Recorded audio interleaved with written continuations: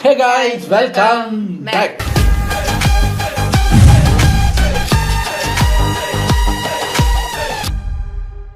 இப்போ ரீசெண்டாக நம்ம ஃப்ரைடே ஃபிலிம்ஸ் தமிழில் the fall and rise and fall of Simbu and Dhanush பார்த்தோம். அதில் நமக்கு ஒரு லீடு கிடச்சிது, ரைஸ் அண்ட் ஃபால் ஆஃப் ஒரு டேரக்டர். நமக்கு ஒன் ஆஃப் மை ஃபேவரட் டேரக்டர்ஸ்னே வச்சுக்கலாம், நம்ம கௌதம் வாசுதேவ் மேனன். என்னதான் ஆச்சு, புக்குன்னு வந்தார், அதுக்கப்புறம் டக்குன்னு இறங்கிட்டாரு. என்ன ஏதுங்கிறதெல்லாம் உள்ளே போய் பார்க்கலாம். வாங்க, இது ஒரு 17 minutes வீடியோ. ஸோ டக்குன்னு பார்த்துட்டு ரெடி. ஒரு காலகட்டத்திலையும் ஒரு ஃபிலிம் மேக்கர்ஸ் அவங்களுக்குன்னு இருக்க ஒரு புது ஸ்டைலில் படம் பண்ணுவாங்க. பாலு மகேந்திரா மணிரத்னம்க்கு அப்புறம் லவ்னா என்ன, ஒரு பொண்ணை எப்படி மதிக்கணும், எப்படி பார்க்கணும், முக்கியமாக எப்படி லவ் பண்ணணும்னு அவரோட படங்கள் மூலியமாக அவரோட யூனிக் ஃபிலிம் மேக்கிங் ஸ்டைலில் புதுசாக காமிச்சு அவருக்குன்னு ஒரு பெரிய ஆடியன்ஸை உருவாக்குனவர் தான் கௌதம் வாசுதேவ் மேனன்.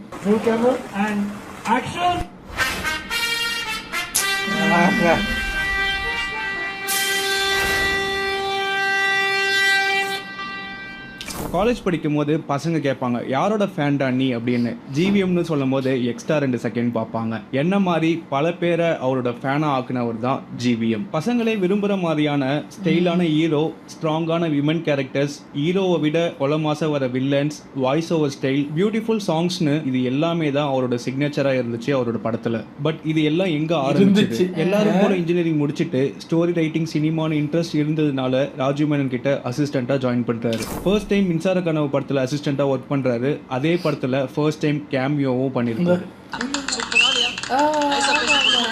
அதுக்கப்புறம் நிறைய ஆட் ஷூட்டில் ஒர்க் பண்ணிட்டு வந்த ஜிவிஎம் ஒரு நாள் மாதவனை மீட் பண்ண சான்ஸ் கிடைக்குது. அப்போது மாதவன் ஏதாவது கதை இருந்தால் சொல்லுங்கன்னு கேட்குறாரு. ஜிவிஎம் ஒரு காப் ஸ்டோரி இருக்குன்னு சொல்கிறாரு. அதுக்கு மாதவன் இல்லை த்ரில்லர் ஆக்ஷன்லாம் வேணாம், ஒரு லைட் ஹார்ட்டடாக லவ் ஜானரில் எதாவது இருந்தால் சொல்லுங்கன்னு சொல்கிறாரு. உடனே ஜிவிஎம் ஒரு லவ் சப்ஜெக்டை நரேட் பண்ணுறாரு. அதை கேட்டோடனே மாதவனுக்கு பிடிச்சி போய் நல்லா இருக்கு பண்ணலான்னு சொல்கிறாரு. மாதவன் ஜிவிஎம் அவரோட மென்டரான மணிரத்னம் கிட்ட போய் கதையை சொல்லுங்க, அவர் ஓகேன்னா பண்ணலான்னு சொல்கிறாரு. பட் இது ஜிவிஎம்க்கு சுத்தமாக பிடிக்கல. மணிரத்னம் கிட்ட நரேட் பண்ண பயப்படவும் செய்யறாரு. டைரக்டர் சுரேஷ் அண்ட் ஜிவிஎம் 2 பேரும் 2 ஸ்கிரிப்டை நரேட் பண்றாங்க மணிரத்னம் கிட்ட. டைரக்டர் சுரேஷ் நரேட் பண்ண ஸ்டோரி தான் மாதவனோட எண்ணவழி. ஜிவிஎம் நரேட் பண்ண ஸ்டோரி மணிரத்னம் பெருசா இம்ப்ரெஸ் பண்ணல. அதனால ஜிவிஎம் சங்கட்டமா ஃபீல் பண்றாரு. அதுக்கப்புறம் மாதவன் ஜிவிஎம் கிட்ட போய் சாரியும் கேட்கிறாரு, கதையை போய் நரேட் பண்ண சொன்னதுக்கு. வாங்க நம்ம இந்த கதையை பண்ணலான்னு ஸ்டார்ட் பண்றாங்க. அதுதான் 2001 மின்னலேவா ரிலீஸ் ஆகுது. ஜிவிஎம் ரீமாஸ்டர்ல இருந்து சினிமாட்டோகிராஃபர் ஆடி Rajasekar, music director Harris Jayaraj, lyricist தாமரைன்னு ஒரு புது டீமை இன்ட்ரடியூஸ் பண்றாரு மின்னலே படத்துல. மின்னலேவை ஒரு புது லுக், ஃபீல், ஸ்டைலான படமா கொடுத்தாரு ஜிவிஎம். அந்த டைம்ல வந்த லவ் ஸ்டோரி படங்கள்ல இருந்து டிஃப்ரெண்டா மாடர்ன் லவ் படமா இருந்துச்சு மின்னலே பெரிய சக்சஸ் கொடுத்துச்சு எல்லாருக்குமே. ஹாரிஸோட சாங்ஸ் அண்ட் பிஜிஎம் சொல்லவே தேவையில்ல. ஃபர்ஸ்ட் லவ் யாரெல்லாம் தாண்டி வந்தாங்களோ கண்டிப்பா இந்த படத்தோட சாங்ஸ்ல வாழ்ந்து ஃபீல் பண்ணிட்டு தான் வந்திருப்பாங்க. நான்லாம் ஒரு டைம்ல இந்த ரிங்டோனை தான் வச்சுட்டு சுத்திட்டு இருந்தேன்.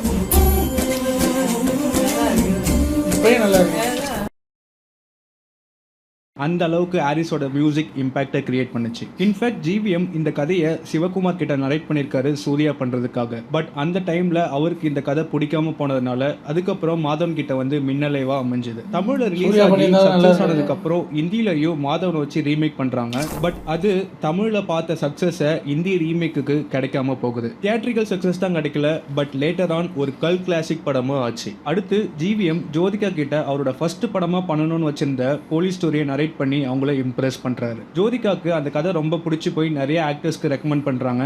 ஜிவிஎம் அந்த கதையை மாதவன், அஜித், விக்ரம்னு எல்லார்கிட்டையும் போய் நரேட் பண்றாரு. காப் ஸ்டோரின்றதுனாலே எல்லாரும் அந்த கதையை ரிஜெக்ட் பண்ணிடுறாங்க. ஜோதிகா ஜிவிஎம் போய் நந்தா படம் பாருங்கன்னு சொல்றாங்க. அவரும் பாக்குறாரு. சூர்யா பெர்ஃபார்மன்ஸ் பிடிச்சி போய் அவர்கிட்ட போய் இந்த கதையை நரேட் பண்ணி 2003 ரிலீஸ் ஆன படம் தான் காக்க. மின்னலே டைரக்டர் பண்ண படமான்னு கேட்கற மாதிரி தான் இருந்துச்சு காக்க. ஃபுல் ஃபிளெஜ்ட் லவ் படம் பண்ண ஜிவிஎம் இந்த டைம் அவுட் அண்ட் அவுட் ஒரு போலீஸ் ஆபீசரை வச்சு ஒரு ஆக்ஷன் த்ரில்லர் படம். இதுவரை பார்க்காத ஒரு ஃபேஸை புதுசா அவரோட ஸ்டைல்ல சூர்யாவை அன்பு செல்வனா காமிச்சாரு காக்கல. ஃபேன்ஸுக்கு சர்ப்ரைசிங்காகவும் எல்லாரும் செலிப்ரேட் பண்ற மாதிரியும் வந்தாரு சூர்யா. காக்க ஜிவிஎம்க்கு அவரோட ஃபர்ஸ்ட் பிளாக் பஸ்டரா அமையுது.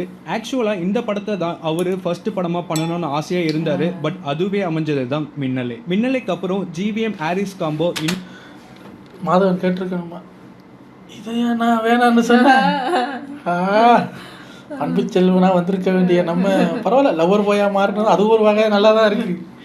இன்னொரு சார்ட் பஸ்டர் ஆல்பமை கொடுத்தாங்க. ஜிவிஎம்க்கு மட்டும் இல்லாமல் சூர்யா, ஜோதிகான்னு எல்லாருக்குமே அவங்களோட கெரியர் பெஸ்ட் படமாக ஆகுது காக்க காக்க. தெலுங்குலையும் இந்த படத்தை அவரே ரீமேக் பண்ணி டெபியூ பண்ணுறாரு. அங்கேயும் சக்ஸஸை பார்க்குறாரு. 2006 ஜிவிஎம்மோட காப் சீரீஸில் இந்த டைம் கமல்ஹாசன் வச்சு இன்னொரு படம் வேட்டையாடு விளையாடு. ஜிவிஎம்க்கு ஹேட்ரிக் சக்ஸஸை கொடுக்குது இந்த படம். பல வருஷத்துக்கு முன்னாடியே கமல்ஹாசனுக்கு தரமான ஃபேன் பாய் சம்பவமாக பண்ணியிருந்தார் ஜிவிஎம் வேட்டையாடு விளையாடுல. இந்த படம் வந்து ரிலீஸ் ஆக போது கமல் சார் படம் கௌதம் மேனன் காக்க காக்க டைரக்டர்னு பெரிய ஹைப்பில் வந்துக்கிட்டு இருக்கும்போது நாங்கள் ஒரு இன்டர்நேஷ்னல் ட்ரிப் ஒன்று பிளான் பண்ணிகிட்டு இருக்கோம் ஸ்ரீலங்காவில். இது என்னடா அது நான் படம் பார்க்க போகிற டைமில் இப்படி இருக்குன்னு பார்த்தா அந்த டைமில் படம் ரிலீஸ் ஆகிறதுக்கு 2 நாளைக்கு முன்னாடி நாங்கள் இந்தியா போகிறோம். ஃபர்ஸ்ட் டைம் இந்தியாவுக்கு போயாச்சு. அப்போ நான் சொல்கிறேன் இந்தியாவுக்கு போய் நான் பார்க்குறேன், இந்த படத்தை இந்தியாவுக்கு போய் பார்க்குறேன். சரி போய் பார்க்கலான்னு பார்த்தா படம் ரிலீஸ் ஆகிற அன்னைக்கு எங்கே இருக்கேன்னு தெரியுமா? டெல்லியில் இருக்கேன். நான் டெல்லியில் எங்கே போய் தமிழ் படம் தேடிக்கிட்டு இருக்கிறது. இப்போ ஓடுதாக்கும். அப்போ வந்து பேப்பர்லாம் எடுத்து பார்க்குறேன், வரலை. சரியான கவலை. என்ன சார் இன்றைக்கி FDFS எல்லாம் போயிருக்குமே அப்படி இப்படின்னு டெல்லியில் உட்காந்து இந்த இது பட்டர் நான் சாப்பிட்டுக்கிட்டு கவலையில் உட்காந்துருக்கேன்.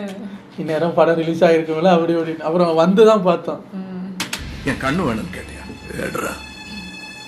ராகவன், இலா, அமுதன், ஆராதனான்னு எத்தனை வருஷம் போனாலும் தூக்கத்தில் கேட்டால் கூட சொல்கிற மாதிரியான கேரக்டர்ஸாக கொடுத்தாரு இந்த படத்தில் வில்லன்னா இப்படி தான் இருக்கணும்னு ஸ்டீரியோ டைப் பண்ணப்பட்ட சினிமாவில் இப்படியும் வில்லனை காமிக்கலான்னு ஸ்மார்ட் அண்ட் இன்டெலெக்சுவலான டாக்டர்ஸை வில்லனாக காமிச்சாரு வேட்டையாடு விளையாடுன்னு. இளமாறன், அமுதன்னு அந்த கேரக்டர்ஸ் இன்னைக்கும் பேசப்பட்டுட்டு தான் இருக்கு. வழக்கம் போல் ஜிவிஎம் ஹாரிஸ் காம்போ அவங்க மேஜிக்கை இதுலேயும் கொடுத்தாங்க, ஹேட்ரிக் மிஸ் ஆகாமல். 2007 டிரைல்னு ஒரு நாவலோட ஒன்லைன் மட்டும் எடுத்து பச்சை கிளி முத்துச்சரம்னு சரத்குமார் ஜோதிகாவை வச்சு பண்ணாரு ஜிவிஎம். இதுல ஆண்ட்ரியாவும் டெபியூ பண்ணாங்க. ஹேட்ரிக் சக்சஸ்க்கு அப்புறம் இந்த படம் ஜிவிஎம்க்கு ஒரு சரிவா அமையுது. இனிஷியலா இந்த படத்தோட ஸ்டோரியை வேட்டையாடு விளையாடு படம் பண்றதுக்கு முன்னாடி கமல் கிட்ட நரேட் பண்ணிருக்காரு. கதையை கேட்ட கமல் கதை நல்லா இருக்கு, பட் இது எனக்கு செட் ஆகாதுன்னு சொல்லியிருக்காரு. அதுக்கப்புறம் தான் வேட்டையாடு விளையாடு நடந்துச்சு. சேரன், மாதவன், ஆர்யான்னு இவங்க கிட்டயும் போயிருக்கு. அவங்க பெருசா இன்ட்ரெஸ்ட் காமிக்கல இந்த ஸ்கிரிப்டுக்கு. அதுக்கப்புறம் தான் சரத்குமாரை வச்சு பண்ணிருக்காங்க. என்னதான் படம் சரியா போகாட்டியுமே வழக்கம் போல ஹாரிஸ் அவரோட பெஸ்ட்டை கொடுத்தாரு இந்த ஆல்பம்க்கு. அடுத்து 2008 GVM and Suriya second time ஒன்னா சேர்றாங்க வாரணம் ஆயிரம்க்கு. ஒரு கம்மிங் ஆஃப் ஏஜ் படமாக தான் இனிஷியலா பிளான் பண்ணியிருந்தாங்க. அந்த வேர்ஷன்ல அப்பா சென்டிமெண்ட் கிருஷ்ணன் கேரக்டர் ஸ்டோரியில கிடையாது. அவுட் அண்ட் அவுட் ஒரு பையனோட சின்ன வயசுல இருந்து அவன் லைஃப் ஜேர்னி எப்படி இருக்கு, கடைசியில எப்படி ஆர்மியில ஜாயின் பண்றான்ற மாதிரி தான் ஸ்டோரி இருந்திருக்கு. அந்த டைம்ல தான் ஜிவிஎம்மோட அப்பா இறந்துடுறாரு. அது அவரை ரொம்ப இம்பாக்ட் பண்ணுது. அதை வச்சு தான் ஸ்டோரியை கம்ப்ளீட்டா சேஞ்ச் பண்றாரு. அப்பாவோட சென்டிமெண்ட், எமோஷன் கம்ப்ளீட்டா படத்தோட ஆங்கிலே சேஞ்ச் பண்ணி பண்ண படம் தான் வாரணம் ஆயிரம். டாடி எப்போ சொல்லுவார்ல, whatever happens, life has to go on. வாரணம் ஆயிரம் ஜிவிஎம்மோட அப்பாவுக்கு ஒரு ட்ரிபியூட் படமாக பண்ணுறாரு. இதுவரை பார்த்த சக்ஸஸை விட வாரணம் ஆயிரம் ஹியூஜ் பிளாக் பஸ்டர் சக்ஸஸை கொடுக்குது ஜிவிஎம் அண்ட் சூர்யாக்கு. நீ எங்கே இருந்தாலும் உன்னை தேடி வருவேன். I'll come into your life, Meghna, and I'll sweep you off your feet. இந்த படம் பார்த்து வளர்ந்த பல பேரில் நானும் ஒருத்தர். வாரணம் ஆயிரம் ஒரு படம்ன்றதை தாண்டி நிறைய லைஃப் லெசன்ஸை சொல்லி கொடுத்துச்சு. அது நம்ம ஸ்கூல் காலேஜில் கூட நம்மளால் கற்றுருந்துருக்க முடியாது. ஒருத்தவங்களோட லைஃப்பில் லவ்னா ஒன்று தான், அதுக்கப்புறம் எதுவுமே இல்லை, லைஃப் முடிஞ்சதுன்னு நம்பிட்டு இருந்த பல பேருக்கு இந்த படம் ஒரு செகண்ட் சான்ஸ் இல்லை ஒரு ஓப்பை கொடுத்துச்சு. லவ் எப்போ வேணாலும் வரும், எத்தனை தடவை வேணாலும் வரும், அது உங்கள் லைஃப்பை எப்படி வேணாலும் மாற்றோன்னு காமிச்சுது. பேரண்டிங் எப்படி பண்ணணும், முக்கியமாக ஒரு அப்பாவாக நான் ஃப்யூச்சரில் என் பையன்கிட்ட இல்லை பொண்ணுக்கிட்ட இப்படி தான் இருப்பேன்னு சொல்லி கொடுத்து இப்படிலாம் இருக்கணும்னு ஆசைப்பட வச்ச ஒரு படம் தான் வாரணம் ஆயிரம். லைஃப்ல என்ன வேணாலும் நடக்கலாம், எதுவுமே நிரந்தரம் இல்லை, என்ன ஆனாலும் அடுத்த நொடி மூவ் ஆன் பண்ணி போய் தான் ஆகணும்னு புரிய வச்ச ஒரு படம் தான் வாரணம் ஆயிரம். இதை எல்லாம் தாண்டி சின்ன சின்ன விஷயம் படத்துல வர மாதிரியே நம்ம லைஃப்லயும் நடக்குமான்னு ஆசைப்பட்டிருக்கேன். ஒரு டைமும் ட்ரெயின்ல போகும்போது மேக்னா மாதிரியான ஒரு பொண்ணை பார்த்துட மாட்டோமான்னு ஆசைப்பட்டிருக்கேன். கிட்டார் இல்லாட்டியுமே பேக் பேக்கை தூக்கிட்டு பக்கத்து அப்பா நீ சும்மா சும்மா ட்ரெயினில் ஏறி போயிட்டு இருக்கியா? இந்த படத்தில் எவ்வளோ விஷயம் இருக்குது. அந்த பையன் ஜிம்முக்கு போகிறான், ஆர்மிக்கு போகிறான், இவர் ட்ரெயினில் போய் மேகனாவை தேடிக்கிட்டு இருக்காரு. இப்போ இதே சாக்கில் போய் அமெரிக்காவை சுற்றி பார்க்கணும்னு ஆசைப்படுவீங்க. அதே மாதிரி ஒரு பொண்ணை தேடி போக மாட்டோமான்னு ஏங்கியிருக்க. இது மாதிரி பல விஷயம் இந்த படம் நம்மள ஆசைப்பட வச்சது. தமிழ்லையும் தாண்டி தெலுங்குலையும் இந்த படத்துக்கு ஒரு தனி ஃபேன் ஃபாலோவர்ஸ் இருக்காங்கன்னு தெரியும். அது இந்த அளவுக்கு இருப்பாங்கன்னு 2023 ரீரிலீஸ்ல தான் பார்த்தேன். 2024 தமிழ்நாடு, கர்நாடகாலையும் ரீரிலீஸ் பண்ணாங்க. வீக்கெண்ட்ஸ்லயும் ஹவுஸ்ஃபுல்லா போச்சு எல்லா ஷோஸும். நான் இது 2 தரம் அபிராமி தியேட்டரில் பார்த்துருக்கேன். ஜிவிஎம் அவரோட அடுத்த படம் பண்ணலாம் இல்லை பண்ணாமலே போகலாம், பட் இந்த படம் அவர் பேரை காலத்துக்கும் பேச வைக்கும். 2010 ரிலீஸ் ஆன மின்னலைக்கு அப்புறம் அவுட் அண்ட் அவுட் ஒரு லவ் படம் ஜிவிஎம் கிட்ட இருந்து விண்ணை தாண்டி வருவாய். சார் நம்ம ஊரில் எவ்வளோ பொண்ணுங்க இருக்காங்க, நான் ஏன் சார் அந்த ஜெஸ்ஸியை லவ் பண்ணேன்? எல்லாரை விட அழகும் அவள் தான், பெரிய பிரச்சனையும் அவள் தான் சார். ஆமாம் சார், பெரிய பிரச்சனை தான் சார். இல்லையா சார், உயிரை கொடுக்கலாம் sir. For the first time Simbu and Trisha and Aries இல்லாமல் ரஹ்மான் கூட ஒர்க் பண்ணியிருக்காரு விடிவியில். இனிஷியலாக இந்த படத்தை நியூ ஃபேஸஸை வச்சு பண்ணலான்னு தான் பிளான் பண்ணியிருக்காரு. எல்லாம் கன்ஃபார்ம் பண்ணிட்டு 1 மந்த்ல ஷூட் போகிறதா தான் இருந்துச்சு. அதுக்கு முன்னாடி ப்ரொடியூசர் ஜிவிஎம் சிம்பு கிட்ட அனுப்பிச்சுடுறாங்க, போய் இந்த கதையை நரேட் பண்ணுங்கன்னு. ஜிவிஎம் எப்படியும் சிம்பு இந்த கதையை ஓகே சொல்ல மாட்டாருன்ற மைண்ட் செட்டில் தான் போயிருக்காரு. பட் கதையை கேட்ட சிம்பு இது நல்லா இருக்கு, நானே பண்ணலாம் வாங்கன்னு சொல்றாரு. அப்படி அமைஞ்ச படம் தான் விடிவி. வாரணம் 1000 பிளாக் பஸ்டருக்கு அப்புறம் இன்னொரு பிளாக் பஸ்டர் படமா ஆகுது விண்ணை தாண்டி வருவாயா. இந்த படத்துக்கும் ஒரு தனி ஃபேன் ஃபாலோவர்ஸ் கிரியேட் ஆனாங்க. என்னோட கம்ஃபர்ட் மூவி, நான் அடிக்கடி பார்க்குற மூவிஸ் லிஸ்ட்ல விடிவியும் ஒன்னா இருக்கு. முக்காவாசி பேர் இந்த படத்தோட சாங்ஸ் பிஜிஎம் ரிங்டோனா வச்சிருப்பாங்க. பட் நான் காலேஜ் படிக்கும் போது படத்துல வர இந்த டைலாக்கா தான் மெசேஜ் நோட்டிபிகேஷனா வச்சுட்டு சுத்திட்டு இருந்தேன். I don't want to be your brother, Jesse. அந்த அளவுக்கு கிரேஸ் இருந்துச்சு இந்த படத்து மேல இன்னிய வர. வாரணம் 1000 அண்ட் விடிவி ஜிவிஎம் நெக்ஸ்ட் லெவலுக்கு கொண்டு போச்சுன்னே சொல்லலாம். விடிவியை பேரலா தெலுங்குலையும் நாக சைத்தன்யா சாம வச்சு பண்ணாரு. அங்கேயும் இந்த படத்துக்கு பிளாக் பஸ்டர் சக்சஸ் கிடைச்சது. கிளைமேக்ஸை மட்டும் தெலுங்கு ஆடியன்ஸ் அக்செப்ட் பண்ற மாதிரி சேஞ்ச் பண்ணியிருந்தாங்க தெலுங்கு வெர்ஷனுக்கு. 2011 ஜிவிஎம் கிட்ட இருந்து ஒரு புது அட்டம்ப்ட்னே சொல்லலாம். ஜிவிஎம் படத்துக்கு பயங்கரமா ஸ்ட்ராங்கா இருக்கிறது அவரோட சாங்ஸ் அண்ட் பேக்ரவுண்ட் ஸ்கோர் தான். பட் இந்த தடவை அது ரெண்டுமே இல்லாம சவுண்ட் டிசைன் மட்டும் வச்சு பண்ணியிருந்தாரு நடுநிசி நாய்கள் படத்தை. ஜிவிஎம் படம்னு நம்பி போன மோஸ்ட்லி எல்லாருக்குமே இந்த படம் ஒரு டிசப்பாயின்மெண்ட்டை தான் கொடுத்துச்சு. அவரோட முன்னணி படங்கள்ல இருந்த எந்த எலமெண்ட்ஸும் இந்த படத்துல இல்லாம புதுசா ஒன்று பண்ணியிருந்தாரு. அது ஒர்க் அவுட் ஆகாம போயிடுச்சு. பேக் டு பேக் பிளாக் பஸ்டருக்கு அப்புறம் ஒரு ஃபிளாப்பை சந்திக்கிறாரு ஜிவிஎம். ரிவ்யூ என்னன்னு பாத்தீங்கன்னா விடிவிலேயே நடுநிசி நாய்கள் படத்தை எடிட் பண்ணிட்டு இருக்க மாதிரியே காமிச்சிருப்பாங்க. 2012 விடிவியை ஹிந்தி ரீமேக் பண்ணாங்க. பட் இந்த டைம் தமிழ் தெலுங்குல கிடைச்ச சக்சஸ் ஹிந்தியில கிடைக்காம போகுது. அங்க அந்த படம் யாருக்குமே ஒர்க் அவுட் ஆகாம போயிடுச்சு. அதே வருஷம் தமிழ்லயும் ஒரு படம் ரிலீஸ் ஆகுது, நீதானே என் பொன் வசந்தம். இந்த டைம் அவரோட ஃபேவரட் லவ் ஜானர்லயே ஒரு படம். ஃபார் த ஃபர்ஸ்ட் டைம் இசைஞானி இளையராஜா கூட ஒர்க் பண்றாரு ஜிவிஎம். இந்த படம் நடுநிசி நாய்களுக்கு அப்புறம் ஜிவிஎம்க்கு ஒரு கம்பேக்கா இருக்கும்னு எதிர்பார்த்த ஃபேன்ஸ்க்கு டிசப்பாயின்மெண்ட்டை தான் கொடுத்துச்சு. ரிலீஸ் ஆகி படத்துக்கு பெருசா எந்த ஒரு ரெஸ்பான்ஸும் இல்ல, மிக்ஸ்டு ரிவ்யூஸ் தான் கிடைச்சது. சைமல்டேனியஸாவே நானியை வச்சு ஷூட் பண்ணி தெலுங்குலையும் ரிலீஸ் ஆச்சு இந்த படம். அங்க இந்த படத்துக்கு நல்ல ரெஸ்பான்ஸ் கிடைச்சதுன்னே சொல்லலாம். பட் தமிழ்ல அது மிஸ் ஆயிடுச்சு. இந்த படத்து கூட கும்கி படம் ரிலீஸ் ஆச்சு. அது கூட ஒரு ரீசனா இருக்கலாம் படம் பெருசா அமையாம போனதுக்கு. பட் நாட்கள் போக போக இந்த படத்துக்குனே ஒரு ஃபேன்ஸ் கூட ஆரம்பிச்சாங்க. இன்னைக்கு நீதானே என் பொன் வசந்தம் படம்னு சொன்னா அதுக்குன்னு ஒரு தனி செட் ஆஃப் ஆடியன்ஸ் இருக்கு. படத்தோட சாங்ஸ் அன்னைக்கும் சரி இன்னைக்கும் சரி நம்ம பிளேலிஸ்ட்டை ரூல் பண்ணிட்டு தான் இருக்கு. பல வருஷமா இந்த காம்போல எப்படா படம் வரும்னு வெயிட் பண்ணிட்டு இருந்தேன். ஜிவிஎம்மும் அதுக்கு தான் வெயிட் பண்ணிட்டு இருந்தாரு. நிறைய இன்டர்வியூல சொல்லியிருக்காரு. கடைசியா 2015 ஜிவிஎம் அஜித் குமார் காம்போல எண்ணெய் எறிந்தால் ரிலீஸ் ஆகுது. ஜிவிஎம்மோட காக்க காக்க வேட்டையாடு விளையாடு காப் சீரீஸ்ல 3வது படமா வந்துச்சு எண்ணெய் எறிந்தால்.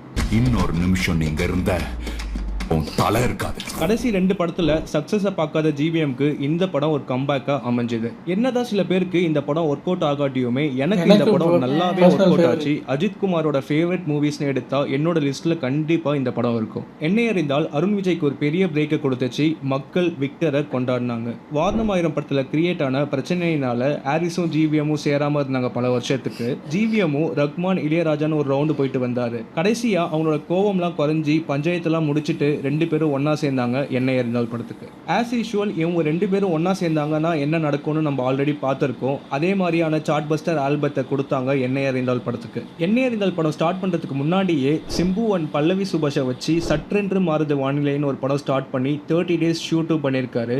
Feb 2014 அந்த படத்தோட டீசரையும் ரிலீஸ் பண்ணியிருந்தாங்க சிம்பு பர்த்டேக்கு. அதுக்கப்புறம் தான் அஜித்தை வச்சு படம் பண்ண சான்ஸ் கிடைச்சதுனால இந்த ப்ராஜெக்ட் அப்படியே ஓல்டில் வச்சுட்டு அதுக்கு போயிட்டாரு ஜிவிஎம். எண்ணெய் எறிந்தால் படம் முடிச்சுட்டு இந்த படத்தை ஸ்டார்ட் பண்ணலான்னு பார்த்த ஜிவிஎம்க்கு முன்னாடியே கன்ஃபார்ம் பண்ண பல்லவி சுபாஷ் என்கிட்ட டேட்ஸ் இல்லைன்னு சொல்லிட்டாங்க. அவங்கள ரீப்ளேஸ் பண்ணவங்க தான் மஞ்சிமா மோகன். 2016 சற்றென்று மாறுது வானிலை அச்சம் என்பது மடமையடாவா ரிலீஸ் ஆகுது. பல தடவை டிலே ஆகி ரிலீஸ் ஆனாலும் படம் சக்சஸா அமைஞ்சது ஜிவிஎம்க்கு. விடிவிக்கு அப்புறம் சிம்பு ஜிவிஎம் ரஹ்மான் காம்போல இன்னொரு சக்சஸ் கொடுத்தாங்க. இந்த படத்தையுமே சைமல்டேனியஸா தெலுங்குல நாக சைத்தன்யா வச்சு ஷூட் பண்ணி ரிலீஸ் பண்ணியிருந்தாங்க. படத்தோட சாங்ஸ் பயங்கர ஹிட் ஆச்சு. முக்கியமா சொல்லணும்னா தள்ளி போகாதே பாட்டு தான் படத்தோட எக்ஸ்பெக்டேஷனை குறையாமலே பார்த்துக்குச்சு.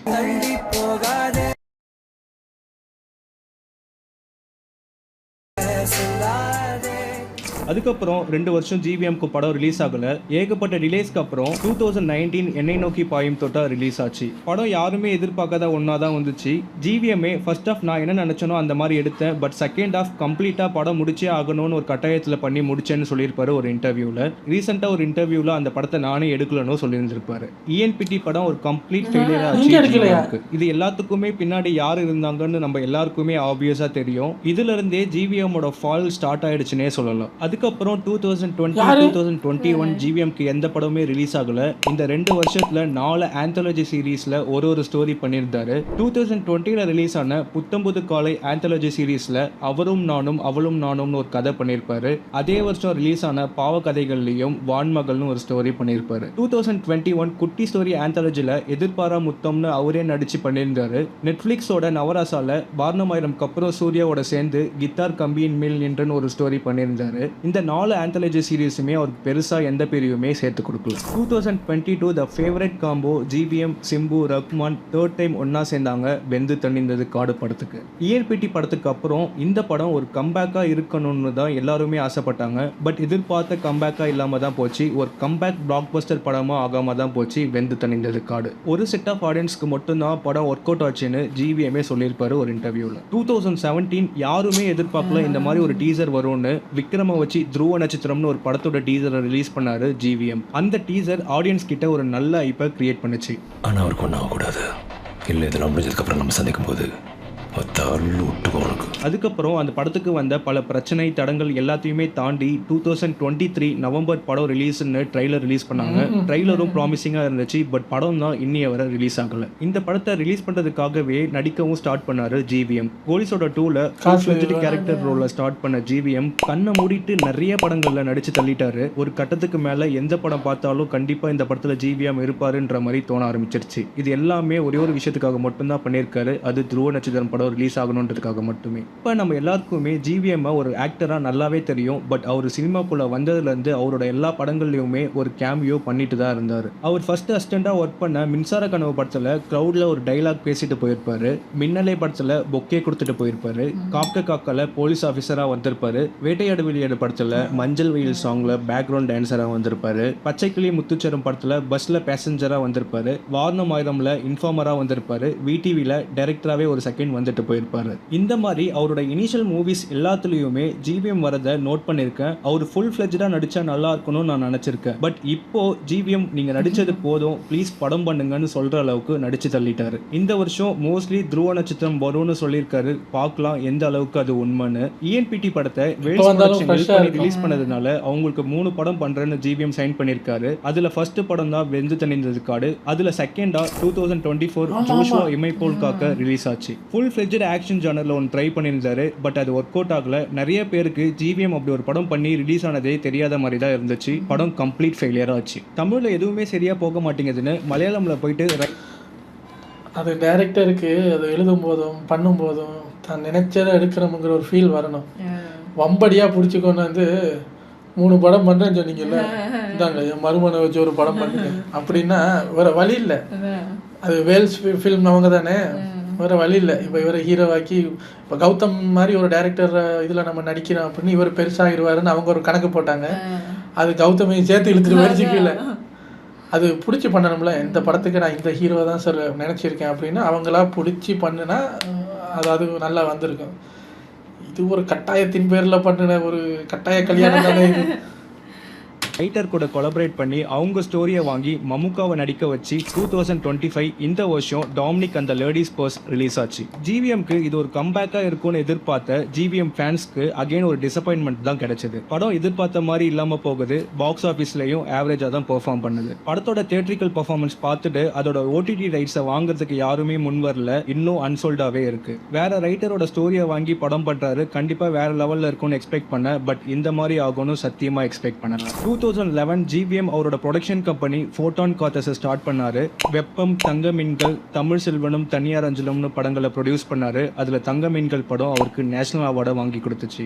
அதை தவிர மற்ற படங்கள் எதுவுமே அவருக்கு ப்ராஃபிட்டா அமையல. இப்போ ஜிவிஎம் அவரோட லோ ஃபேஸ்ல தான் இருக்காரு. அவரோட படங்கள் சரியா போகல தான். அதனால அவர் யாரு, அவர் எந்த மாதிரியான படங்களை கொடுத்திருக்காருன்னு நம்ம மறந்துடக்கூடாது. நான் அப்பவும் ஜிவிஎம் ஃபேன் தான், இப்பவும் ஜிவிஎம் ஃபேன் தான். ஒரு நாள் ஒரு படம் அவரை திரும்ப கொண்டு வரும். அது துருவ நட்சத்திரமா இருக்கலாம், இல்ல வேற படமா கூட இருக்கலாம். அந்த படம் சீக்கிரமாவே வரும். ஜிவிஎம் திரும்ப வருவாரு. எனக்கு துருவ நட்சத்திரமா இருக்கணும்னு ஆசை. ஏன் சொல்லுங்க, இப்போ அவர் அந்த காலகட்டத்தில் எடுத்த படங்கள் வந்து இப்போ பார்க்கும்போதும் ஃப்ரெஷ்ஷாக இருக்குது. அவர் இப்போ எடுக்கிற படங்கள் வந்து கொஞ்சம் ஒட்டாத மாதிரி ஒரு ஃபீல் இருக்குல்ல. ஆனால் துருவ நட்சத்திரம் வந்து இப்போ எடுத்தது கிடையாது, அப்போவே அந்த காலகட்டத்திலே எடுத்தது. அதை இப்போ பார்க்கும்போது அப்படி இருக்கும். ஏன்னா நீங்கள் இப்போ கூட இப்போ 2026 ஆயிடுச்சு, இப்போ கூட போயிட்டு அதில் வந்த டீசர் எல்லாம் எடுத்து பாருங்களேன். ஏதோ போன மாதம் ஷூட் பண்ண படம் சார். அந்த மாதிரி இது கிட்டத்தட்ட ஆல்மோஸ்ட் 10 வருஷத்துக்கு முதல் எடுத்ததா அப்படி இருக்கும். ஸோ ஏன் இவ்வளவு டிலே, என்ன ஏது, என்னதான் பிரச்சனை?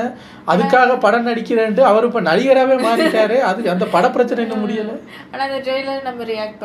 ஆமாம், ட்ரெய்லர் பார்த்துருக்கோம், அதோட பாட்டு விட்டாங்க, ரிலீஸ் டேட் கூட வந்தாச்சு. இந்தாண்டா நாளைக்கு ரிலீஸ்னாங்க. அவர் ஒரு மன்னிப்பு கடிதம் போட்டிருந்தார், இல்லைங்க நாளைக்கு வராது. ஏன் எதுக்குன்னு சொல்லி இப்போ துருவ நட்சத்திரம் வந்தால் ஹாரிஸ் ஜெயராஜுக்கும் விக்ரமுக்கும் கௌதமுக்கும்னு இப்போ கொஞ்சம் லோ ஃபேஸில் இருக்கிற 3 பேருக்குமே அது ஒரு கம்பேக்காக இருக்கும்னு நினைக்கிறேன். பார்க்கலாம் என்ன ஏதுங்கிறத பார்க்கலாம். உங்களை அடுத்த வீடியோவில் வந்து சந்திக்கிறேன். டேக் கேர், பாய்.